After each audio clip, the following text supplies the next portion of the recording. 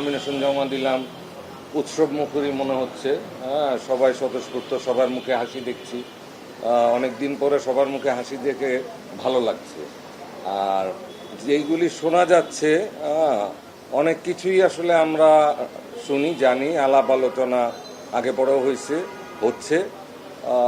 সমঝোতার চেষ্টা বিভিন্ন ইয়ে থেকে হয়তো চেষ্টা করা হচ্ছে, but till I don't know about it that কী ধরনের মানে সমঝোতা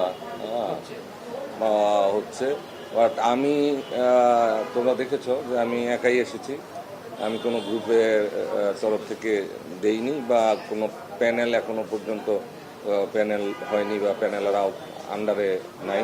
সেটা প্রমাণ করে আমি আমার একা আশা করি একটা সুষ্ঠু একটা সুন্দর নির্বাচন হবে। আমি মোহনান ক্লাবের কাউন্সিলর, আমি আশা করব যে একটা নিরপেক্ষ, উৎসবমুখর এবং সবার যোগদানে নির্বাচনটা হবে, স্বতঃস্ফূর্তভাবে হবে, সেটা আশা করি।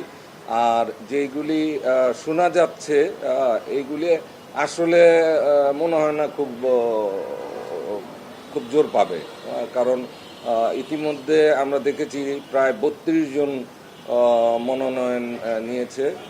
কয়জনকে তুমি মিলাবা, আমরা কয়জনকে বা আমরা কয়জনকে নিয়ে মিলাবো? এই তো 12, ঠিক না?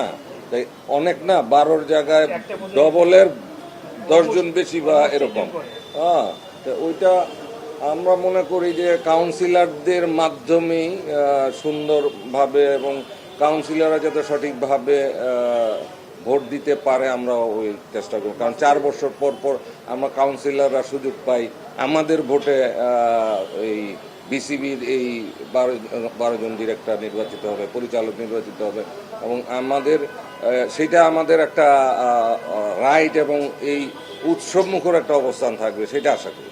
আমি বহু বছর কাজ করেছি এই সংগঠন নিয়ে, মোহনান ক্লাব নিয়ে, এবং এইবার প্রথম মোহনান ক্লাব আর প্রেসিডেন্ট মহোদয় এবং মাহুল আলম ভাই সহ আরও যারা বোর্ড আছেন, বোর্ডের সবাই এবার আমাকে কাউন্সিলর হিসেবে নির্বাচিত করেছেন। এটা আসলেই একটা সৌভাগ্যের ব্যাপার, এবং পাশাপাশি আবহানীরও একজন কাউন্সিলর হওয়া একটা সৌভাগ্যের ব্যাপার।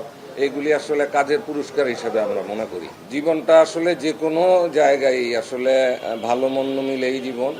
ওই খারাপ সময়টার কথা, ওই অতীত স্মৃতিটা আসলে আমি ভুলে যেতে চাই, কারণ একটা দুঃখজনক ঘটনা হয়েছে। শেষ মুহূর্তে একটা প্যানেল হয়েছিল এবং শেষ মুহূর্তে ওখান থেকে আমাকে সরে আসতে হয়েছে। বিভিন্ন রকম চাপ ছিল, আমি ওটা ভুলে যেতে চাই। আমি সামনের দিকে আশাবাদী মানুষ, আমি সামনের দিকে এগিয়ে যেতে চাই। গতকালকে অথবা অতীত থেকে আমরা শিক্ষা নিয়ে সামনে এগোতে চাই। আর গত পরিচালনা পর্ষদের সময় কিন্তু শেষ হয়ে গেছে।